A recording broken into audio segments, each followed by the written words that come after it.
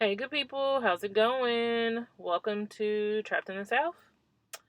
I'm Alisa, and today I'm just gonna take you back in history, a little rewind into the Gray House. I knew in my previous video I talked about how I inherited a house, and I talked about how this was the second time we were redoing it, rearranging it, adding some flavor. So here's the Gray House. Here we are, 2006. This is, well, 0506. This was the state of the house.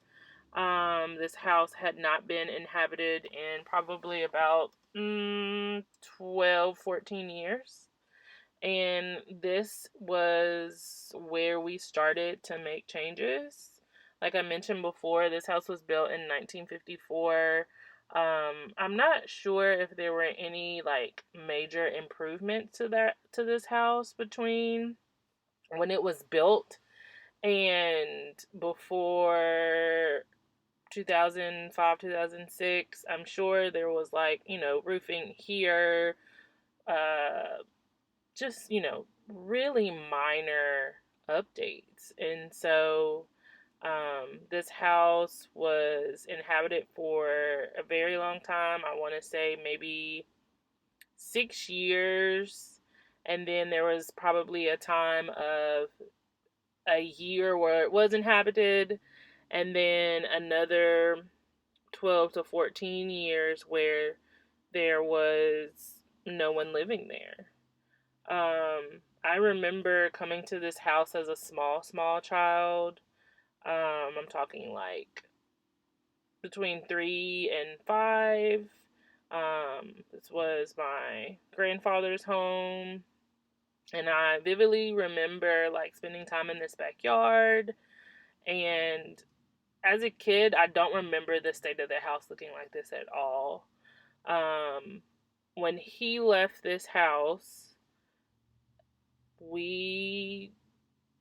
my grandmother didn't tend to it. She didn't live here. She kind of put her life in this home in the past, and unfortunately the house just kind of got forgotten about a little bit. In 0506 is when I started taking interest in the house. I realized, wow, I have a great opportunity to make change.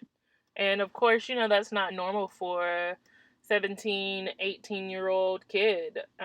Literally just one day, I came home and started packing up my things and said, hey, I'm moving to the Gray House. And my family was like, okay, well, you need a couple of things before you do that. And so as you see in this picture, we have some new edging, which I think is like etching or fascia boards that were replaced. We got a new roof put on. You see the painting was touched up. There was a lot of things that we did in this house. I had some friends that came over and helped and did a lot of things like replace walls, painting. We also did electrical work. We removed the gas and kept off the gas lines. Just a lot of work for young kids and unexperienced people to get into housing. I was in college, so there wasn't a lot that I wanted to do or cared about doing. I just wanted somewhere to stay that wasn't my parents' house, and this was just a great escape. This was the ceiling in my kitchen. We got that repaired. That is where the hot water heater used to connect and go out to the chimney. I'm going to call it a chimney. But it's crazy when you look back at these pictures, you think, wow, this is really what this house, like we allowed, or, life happened, and this is what happened to this house that, had a family living there. This was the kitchen window, and this house has sheetrock, so that's kind of what you're looking at. That door was one of the first things that I remember replacing. Actually, JMN replaced that door, which is crazy to think about.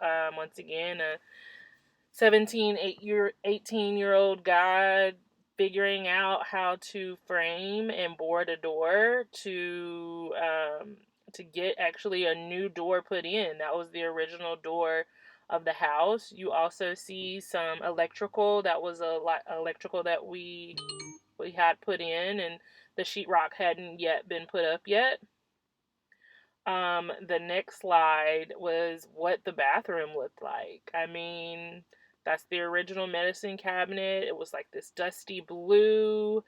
Um, you see the window and the tub, and these pictures are actually from probably like a Kodak camera or something that I had printed, and I have them in a little photo album because I wanted to remember like the transformation that we did together on this house.